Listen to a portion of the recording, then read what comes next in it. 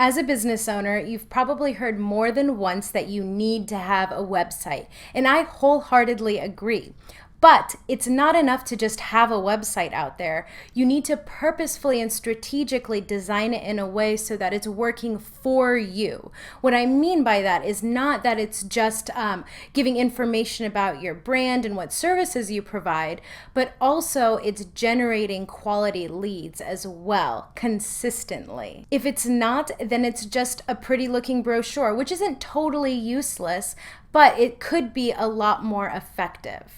I'm really excited because in this episode today, we're featuring Adam Cortez, a good friend of mine and an expert digital marketer. He's sharing 3 elements that your website must have if you want to generate qualified and quality leads consistently. If you don't have a website, you need to still listen to this episode because I insist that you will have a website soon. And when you are in the process of designing and developing it or working with somebody to do that, you can keep these elements in mind. This is Unforgettable Online Marketing, and I'm your host, Tara Wilder. On this show, we share practical online marketing tips and strategies for virtual service-based business owners so you can create a platform that attracts your ideal client, engages them, and turns them into leads and paying clients. Before we begin, I want to ask, if you have listened to the show before and enjoyed it, I would love it if you'd go to your podcast player and rate and review the show. It helps us a lot in the search results for other people to find us. And it also gives us feedback on how we're doing. We would love to hear from you. If this is your first time tuning in, welcome. And after the show is over, I would love for you to go and leave a review as well. Okay, let's get started with episode number 10.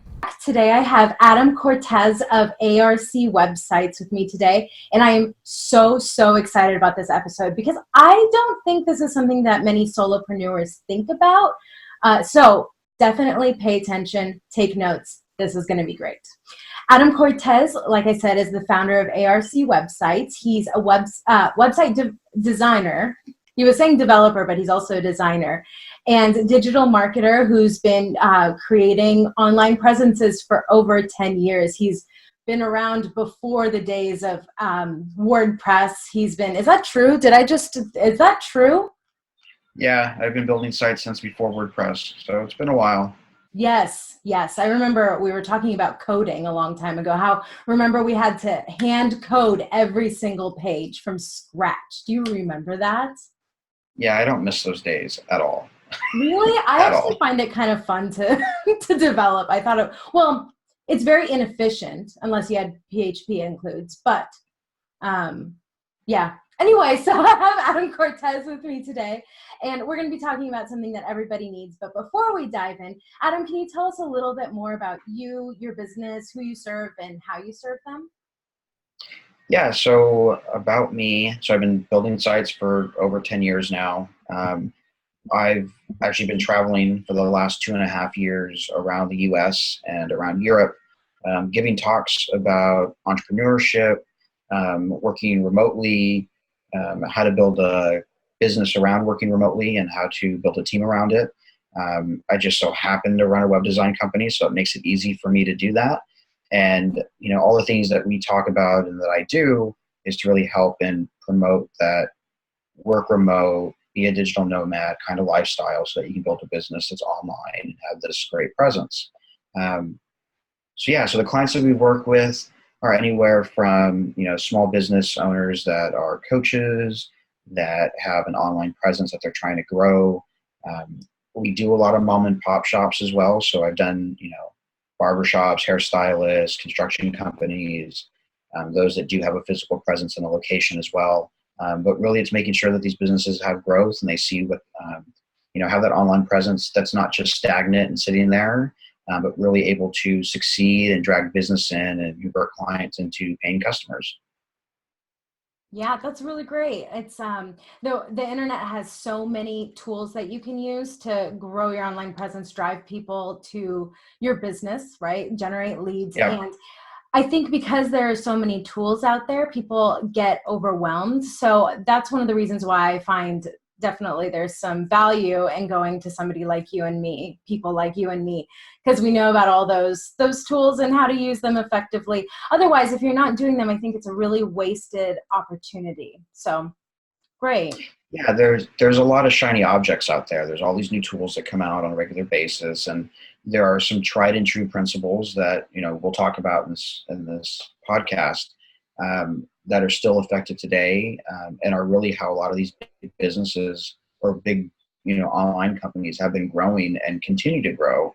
And we miss a lot of the companies that we've worked for and have done stuff with. They don't understand that, so they miss a lot of those opportunities because they're always chasing the next shiny object that's out there. Yeah. I actually feel like there are a lot of entrepreneurs, business owners who don't give their strategy enough time to actually see if it works. People will say like, Exactly. oh, I had a lead magnet and doesn't really generate leads. And I'm like, okay, how long did you have it on your website? Well, just a couple of weeks. And I'm like, okay, so how many people saw it? Also, that's something else to look at. I don't know. So it's really important to give it a little bit of time and to also look at all of the data too. Yeah, Yeah. exactly. Well, Adam, you are here to teach us something really important. Uh, there, there are a lot of people who have websites, and the people who don't feel stressed and are like, I know I need a website. And because nowadays everybody has a website, I know that there are a lot of people who, including me, who sometimes question whether or not a business is still in business if there isn't a website. Like if I'm searching for a company, a local company, and they don't have a website, I will look over them. I will look past them and look for a Mhm. company with a website, because who knows if they're in business, So my point is a lot of people have websites, but in my experience, not a lot of people really focus on um, making sure their website is actually working for them. They treat it like a pretty brochure, and it's important to have a nice presence, nice looking presence that accurately represents you, but it's a really big wasted opportunity if you don't have your website generating leads for you. And you can't just throw something up there, a contact form up there, and hope for the best. You really need a website strategy. So guys, today here, Adam is here to share with us 3 elements of a website that consistently generates leads, qualified leads for you. So Adam, take it away. Yeah, so when we build a website, there are a list of standard things that you have to put together, right? You have to have the right pages, your home, your about us, the contact page, your services, and your blog. Those are just kind of the basics that need to be there, on top of all the legal disclaimers and GDPR if you're in the EU, and some other stuff that we've been talking about recently, with accessibility for ADA compliance. But really, to market and to grow your business, there are really 3 main tools that you need to keep in mind as you're strategizing. And it really starts with your blog. And it's where we get a lot of pushback when we first onboard clients or start working with clients that are either very early or not sure how they're going to market. They'll either say stuff like, oh, we really don't need a blog because we're not going to blog that much, or we have nothing really relevant to say, we're not that important. They make all these excuses, or I don't have time. And your blog posts and your blog that you have for your website is probably your most important marketing tool that you're going to be using as an online business. And it's something that you need to really think about and have a strategy around to plan, so that there's growth and there's a growth mindset that you have within your business. I just finished reading a couple different books on marketing strategies and marketing content and how to put it all together out there. And really, and the same thing that we talk about with our clients is consistency. If you're going to have a blog post and you're going to have an ongoing blog and a conversation with your audience, it needs to be consistent. So whether you're blogging once a month, if you're blogging once a week, you need to stay consistent and have that out there. There's a way to create content and the way to look at SEO purposes, where you're really getting strength and growing growing your traffic numbers by following SEO guidelines that are out there. So yeah, that's kind of where I'm rambling on that part. But do you have any questions for me, Ted? Yeah, I wanted to add something to that you said about SEO. So if you guys aren't familiar, SEO means search engine optimization. So the art and science of getting your website ranked on Facebook, on Google search, and all the other search engines, Google search. So it's kind of an old school thought that keywords are what drives your ranking on Google. But nowadays it's really not, because so many people abused it, really. So they don't really, they look at keywords, but it's not one of the top things they look for. Now they look for websites that are designed for humans. And having a blog and having a consistent blog that, a website that's being consistently updated, and a blog is a really great way to do that.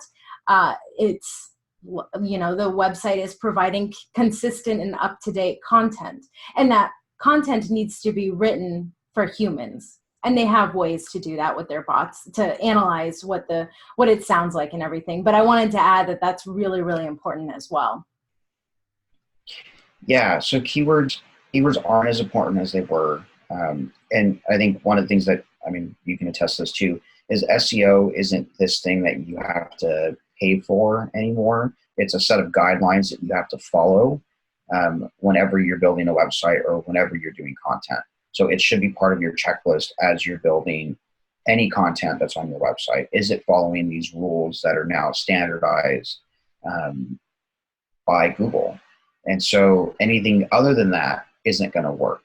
And so it's not like it's that complicated. It's not something to run away from, but it's just a checklist of things that you need to make sure that you do before you post. And there's tools out there that make it super easy.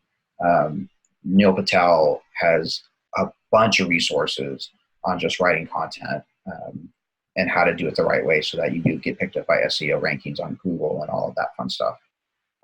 So you talked about writing content that's for humans.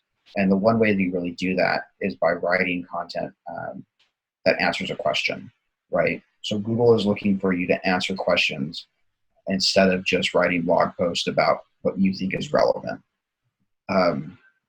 One of the things that changed searching and Google and in YouTube as well is people are asking how to solve problems, right? They're asking how to fix a tire. They're asking how to change windshield wipers. They're asking how to boil, a lobster, right? All of these different things. So when you're writing your content or you're writing any kind of information on your website, or you're creating a video that's adding content to this website that you're trying to grow, it should be answering a question that your audience wants to have the answer to. So for me as a web designer, I'm going to be writing content of how to build a website, how to start a blog, what kind of content should I be writing, right? All of that kind of information. If you're a travel blogger, what's the best way to book a flight? What's the best place to eat in Italy? All that kind of information. So you're asking your headers in your title and the content below it is really answering a question that your audience would want answered. And so that's just your meat and potatoes, right? You want to give informative content that's the best you can give.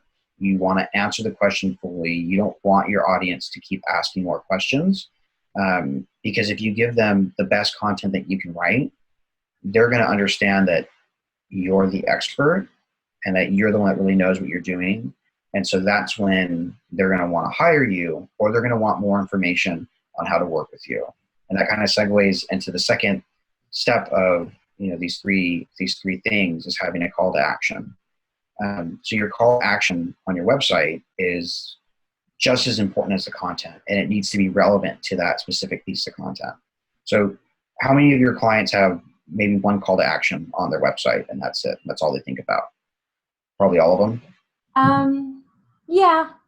Yeah, I would say so. They put like maybe a lead magnet on their homepage because they know that that's something they needed to do.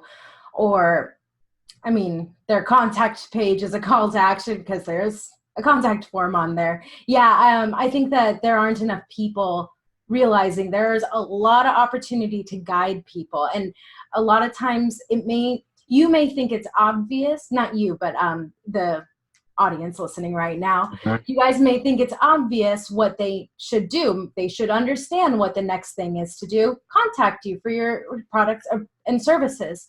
But you really need to spell it out for them, make it really obvious, and not because they're dumb and don't get it, but that's how you get the conversions. Really, you ask for the engagement through call to actions.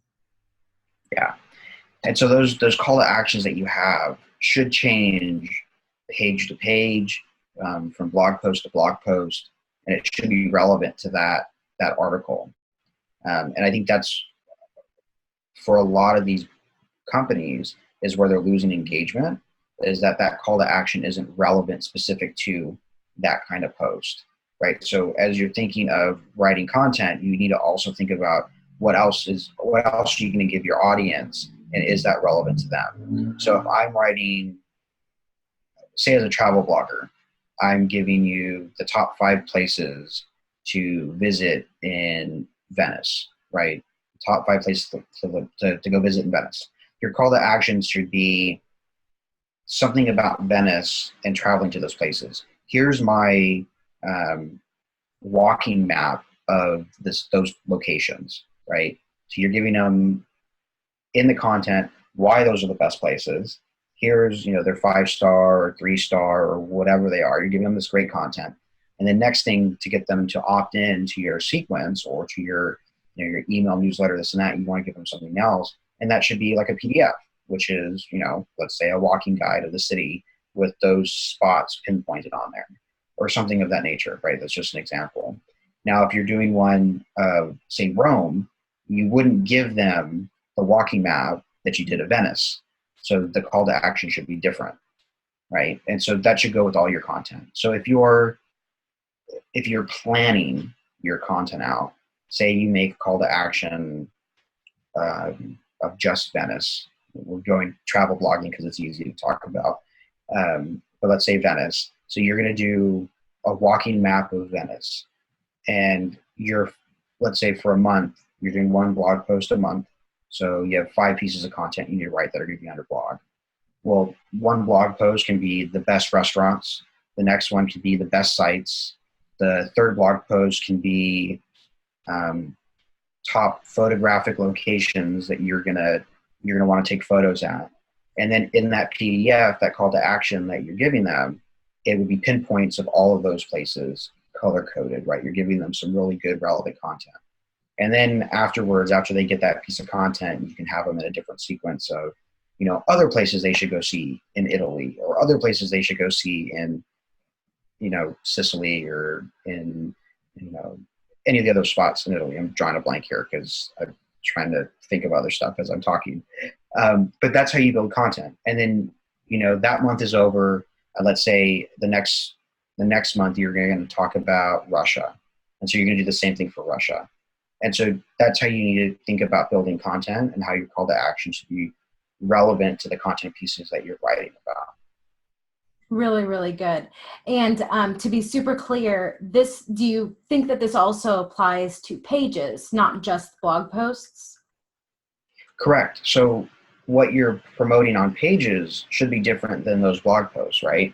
So if you're talking about, like, let's say you're on a services page. On a service page, it should be a different call to action where you're trying to get them to, maybe they're not in the buying process yet, but they want to get more information about how to build a website for me, right? So for me, it's they want to buy a website. They're not sure if they're ready yet. Maybe they'll do it on their own. And so like an opt-in I would give them is, this is the one that I'm giving away, is here's the 7 questions that you should ask a web designer or developer during the interview process to make sure that your website becomes, kick-ass. And so that's relevant for them because they're thinking about hiring somebody. Well, what should I be asking, in an interview with this, developer guy that I have no idea who is? And so I'm telling them the question, and I'm telling them why it's important. And then at the same time, I'm giving them our answer. So we're actually already in the interview process with them, and they don't even know it because they signed up for our opt-in.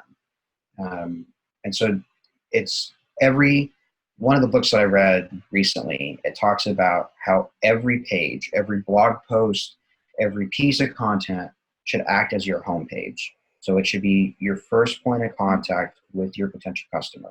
So if that's your first point of contact, how are they going to opt in? What kind of information are they looking for if they're on that page so that you can get them into your funnel and have a point of access with them? That is so good. I love that. Every page should act as your homepage. Is that what how you said it? Mm-hmm. That is so, so good.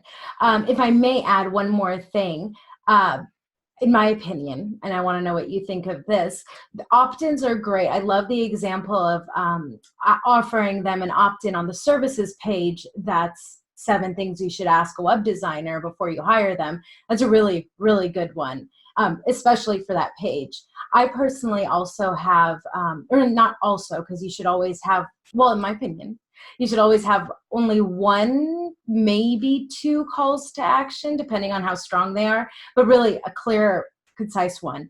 And on my website, on the services page, I have one that says schedule a call or something to Mm-hmm. discuss the services further. So in my opinion, it doesn't always need to be an opt-in necessarily. What do you think of that?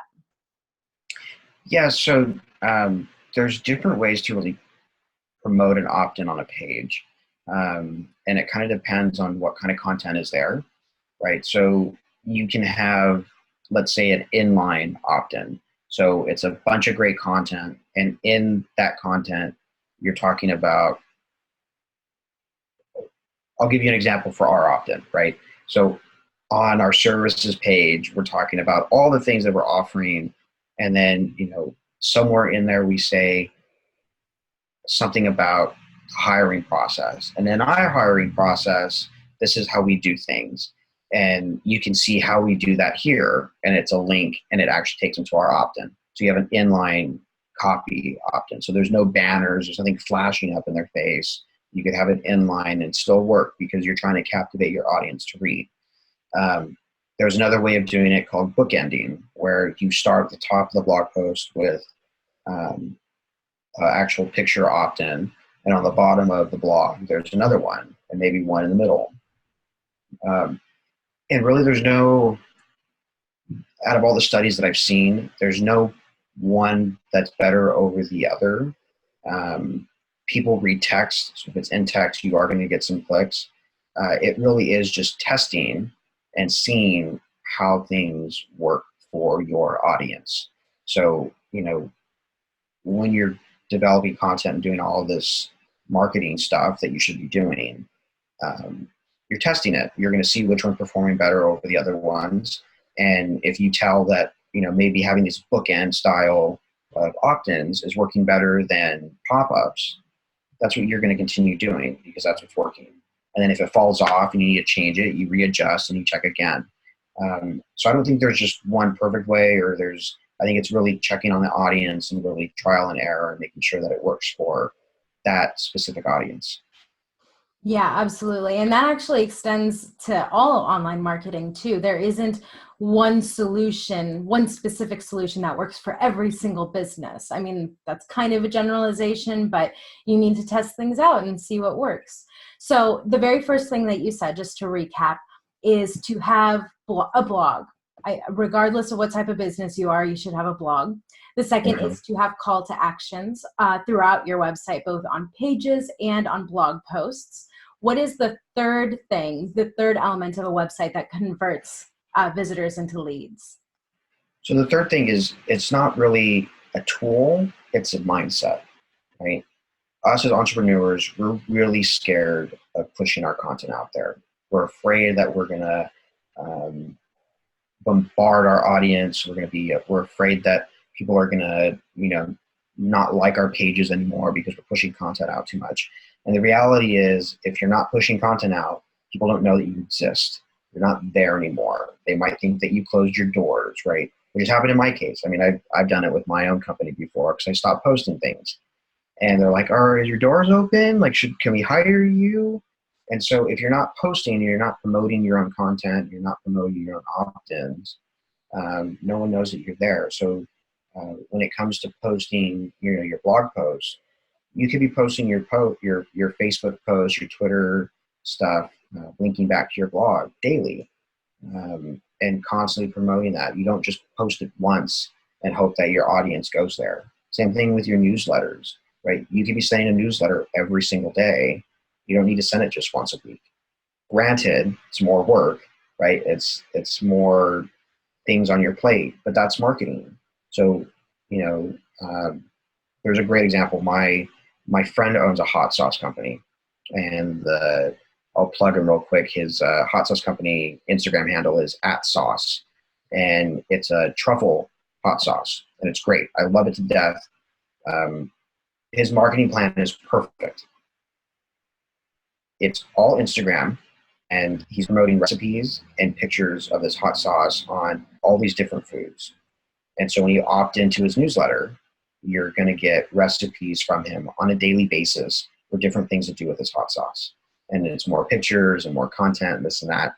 And then they might they released a different hot sauce recently, and so they, promote that. But for him, I'm only going to buy one bottle of hot sauce at a time, right? For the most part. You don't go buy like 5 bottles of Cholula. You're going to buy one bottle at a time. But I'm constantly aware that he's still in business. So when I'm like, oh, I want to buy another bottle of that sauce, I know that I'm going to get email later today from him and his company, and I can just buy it directly from his email system. I don't have to go searching from him or searching for other, things. And there's other companies that do this too, right? There's a lot of big businesses that email every day, Target, Walmart. And if you don't want content from them, yeah, you can turn them off. So as a business owner, the way to think of it is, if they're unsubscribing from you, it's because they're not your customer anyways. They don't want to be your customer. They were just looking for whatever free thing you were going to give them. And it's better that they remove themselves than stay on your list and not looking at anything, and just taking up space. So it's better that you're constantly churning out content and putting yourself out there and making offers, and the people that don't want to be there will self-select themselves out for you. You don't have to purge them yourself. Yeah, I think that's a really good way to think about it, is that opt-outs should be celebrated. It should be celebrated. Yeah. This means that that you're not their type, and thus they are not your type too. There was something that you said about him opt-ins. Oh, darn, I can't remember what it was.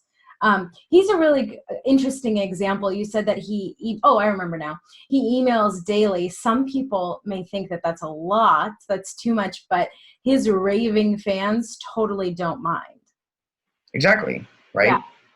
I want to try new recipes with that hot sauce, right? If you're in love with that company or that brand, you want to know, what's the next thing you can do with it.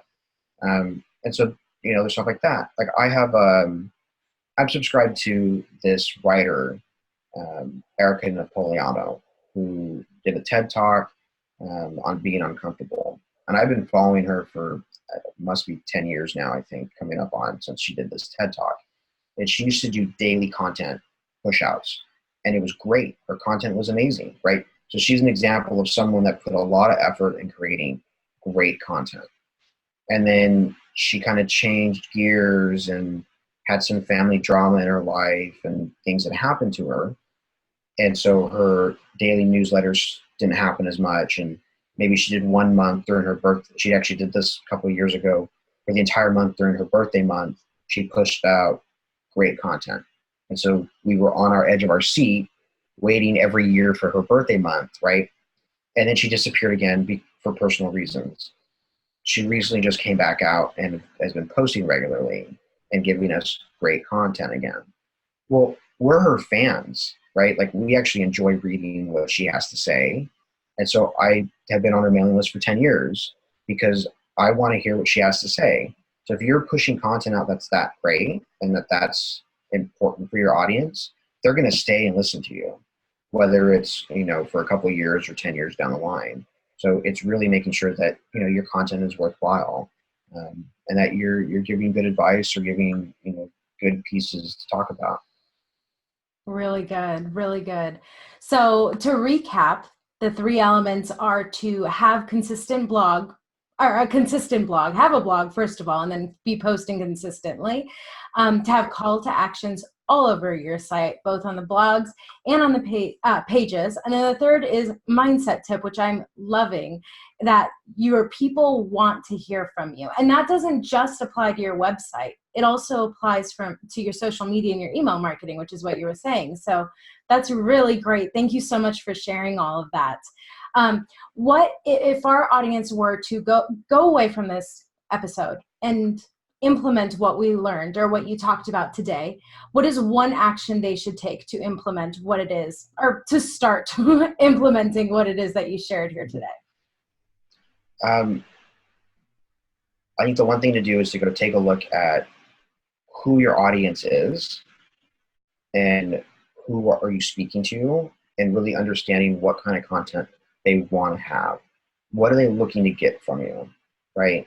And so once you have a better idea of what they want from you, and what they're willing to buy or listen to, and that takes interviews, that's calling your current clients and asking them why they picked you, right? There's things that you can do to get those answers.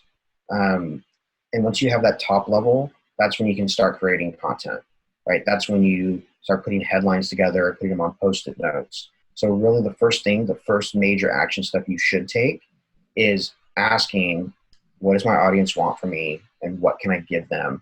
And what makes you important, right? What makes my business better than everybody else's? And what can I write about and talk about that is going to be amazing? Yep. I love that. Totally agree. That's one of the things you should start with, is a strategy, to do research and create a strategy around that instead of just throwing spaghetti at the walls. And we create content specifically for our people. And so we want to talk about what they want and not just what we think they want. Or, guessing what it is they want. So really great. Now, you mentioned a freebie earlier, and I know that that's actually something that you wanted to offer everybody. Can you tell us a little bit about that and where they can get it? Yeah, so I don't know where you're linking things, but in the link somewhere, yes. In the description, we're giving away, so our opt-in, our freebie that we're giving is 7 questions that you should ask a web designer or developer that you're thinking of hiring, right? So if you're in the midst of wanting to start a new project and hiring a web developer, or getting this, idea that you have online, here's some questions that you should be asking them to really get a good answer, right? Are they worthwhile to work with? Do they actually know what they're doing? We give examples of why it's important. We give examples of what they should be answering, and then we give you examples of what we would say. So with all of that, it's really how do you want your project to run? How smoothly do you want it to go? And then what's the great outcome that's going to happen afterwards? Beautiful. I don't know about you, but most of the people who come to me have some sort of horror story about some web designer or marketer that they hired before and they didn't deliver, or whatever. They spent thousands of dollars and they hate their result or whatever. And I think that if you go into a conversation with a web designer before you hire them, very informed, and know what questions to ask them, I think you're much more likely to hire the right person and have a good experience, and not waste your dollars, make it a very good investment. So guys, you should definitely check that out. Go to the show notes, which you can go to the link at unforgettableonlinemarketing.com/10 for episode 10. And then Adam, since you're so cool, I'm sure people want to come and play with you online. So where can they find you online and connect with you? Yeah, so my business website is arc-websites.com. And that's where you can find all about our offerings for websites and content marketing and all of that fun stuff, and how we help businesses really succeed and get their ideas out in the world online. If you want to play with me in the travel world and see all the places that I travel and go to, you can visit my other website, adamcortez.com. It's a work in progress. I'm still getting more content out there as I can. And then on that page, you have access to my Instagram, which has probably the best photos that I can take with my phone, but all the places that I've traveled to around the US and around Europe, and more places to come. Yeah, so there was a reason, you guys, why he was giving examples about travel blogging, because this man cannot sit still for more than maybe a few weeks, a month, 2 months. He makes it happen. And cameras, by the way, like they have, or smartphones, they have really nice cameras nowadays. So, I mean, that's definitely not something to diminish. They're really nice. So, Yeah. Adam, oh, again, I just want to say that all the links will be in the show notes, which you can get or view at unforgettableonlinemarketing.com/10. Adam, thank you so much for being with us here today and You're welcome. for sharing with us your expertise. Thank you so much for listening, everybody, and I will see you next time. Bye. Bye.